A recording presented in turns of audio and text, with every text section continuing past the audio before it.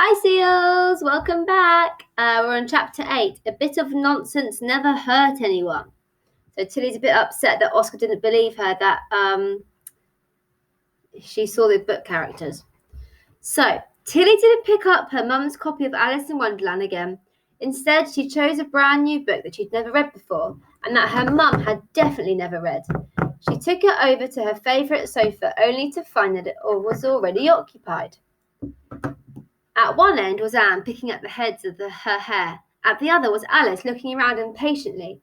Tilly waved, a little startled to see them together. I'm just going to pause my music. Give me 1 minute. Sorry about that. So at the other end was Alice looking around impatiently. Tilly waved a little startled to see them together. "Oh, how curious," Alice said. "You're just the same as before." They both stared at Tilly. "Why wouldn't I be the same? I don't know why you're so surprised. I should be more surprised that you two know each other," Tilly said, and Anne and Alice exchanged another look as if seeing each other properly for the first time. "Have we met?" Alice said, peering into Anne's face. "How can you not know if you know each other?" Tilly said. "That doesn't make any kind of sense." "A bit of nonsense never hurt anyone, did it, Carrot Top?" Alice said cheerfully, yanking one of Anne's plaits. "How dare you?" Anne said.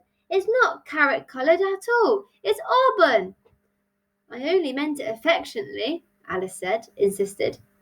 "Your hair is lovely and carroty. One of my very great friends has hair like that. Only most of the time he hides it under a hat. I don't know why you're so touchy about people pointing out what it is. After all, a fact that cannot really be denied." "But it is ever so thoughtless to point out other people's faults," Anne said.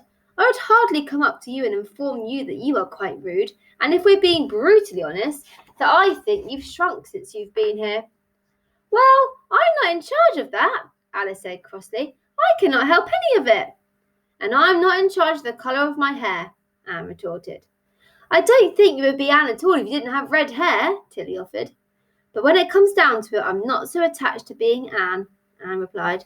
"If, when I was born, I had had hair as beautiful If when I was born I had had beautiful hair as dark as a raven, or blonde hair," she glanced resentfully at Alice, "then maybe my parents would be moved to call me something altogether more elegant, like Ermintrude or Cordelia." "I do not agree at all," Alice said. "Sometimes I feel that my Aliceness is the only thing that I ever know to be true, even when everything around me is acting very strangely indeed. What do you think, Tilly?" And both girls turned to look at her, waiting for an answer. "Oh, I don't really know.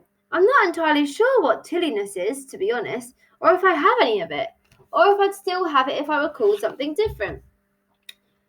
"But Matilda Pages is such a wonderful name to have," Anne said. "It would be a waste if you didn't think about it just a little. It is a name made for adventuring. It is a name to be shouted at the head of an army, or whispered in magical forests, don't you think? A name for brave deeds." "Be brave, be curious, be kind," Tilly said quietly. "Why exactly?" Anne said. "I knew you understood, really." "I just need an adventure to find me," Tilly said. "Why, you can't wait for adventure to find you, Matilda," Anne said. "You must go and find adventure, and shake it firmly by the hand as you set out towards the horizon together." "I agree," Alice said. "This is the first sensible thing you've said, and not to mention you have a whole bookshop with your name to it, Matilda. Does it belong to your parents?"